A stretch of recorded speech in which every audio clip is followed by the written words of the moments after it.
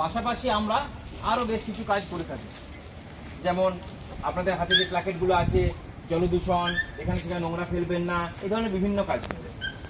তা আজকে আমরা গোপালপুর গার্লস স্কুলে সবাই মিলে একটা র্যালির মাধ্যমে এখান থেকে কারখানার পর্যন্ত যাব।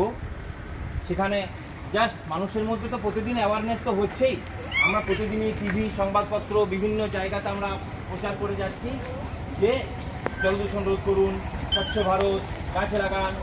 কিন্তু আমরা হয়তো কোথাও বা কোথাও নিজেদের কর্মব্যস্ততা বা নিজেদের সময়ের ফলে আমরা সেগুলো করে উঠতে পারছি না।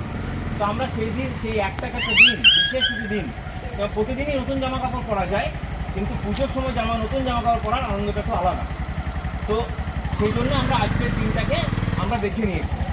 আমরা এখানে যে কর্মসূচি ছোট্ট রেখেছি, কিছুক্ষণের জন্য আমরা আপনাদের যারা শিক্ষিকা আছে, আপনাদের এখানে উপস্থিত আছেন জেলা বনভূমি কর্মাধ্যক্ষ মাননীয় বুড়িটুডু মহাশয়, এখানে আছেন সহসভাপতি জয়জিৎ মণ্ডল মহাশয়, এবং আমাদের আরও বেশ কিছু ডিলিগেটসকে আমাদের আসার জন্য বলা হয়েছিল, তারা বিভিন্ন কাজকর্মের মতো আসতে পারেনি।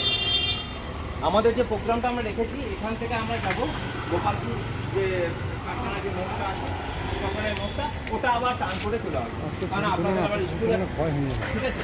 আমি এই যাত্রাটা শুরু করার জন্য বুড়িদিকে দু এক কথা বলার জন্য আপনাদের সামনে অনুরোধ করছি। নমস্কার। আজকে যে পরিবেশ,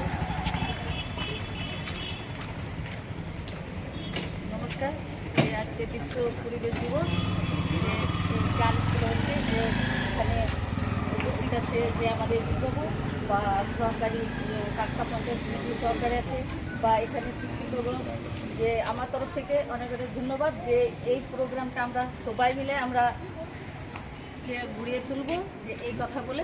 নমস্কার। তাহলে আমরা ম্যাডাম শুরু করি, চলুন। আমরা জাস্ট আমরা হেঁটে যাবো, কোনো চিৎকার চেঁচামি যাওয়া না হয়, যেন গ্রামীণরা দেখতে আমাদের কিছু স্টাফ পেছনে থাকবে, কিছু সাইডে থাকবে। মেয়েদেরকে বলা হচ্ছে কেউ এদিক ওদিক থাকবেন না। ম্যাডামরা আপনারা দু একজন যদি আসেন, তোমার ফোনটা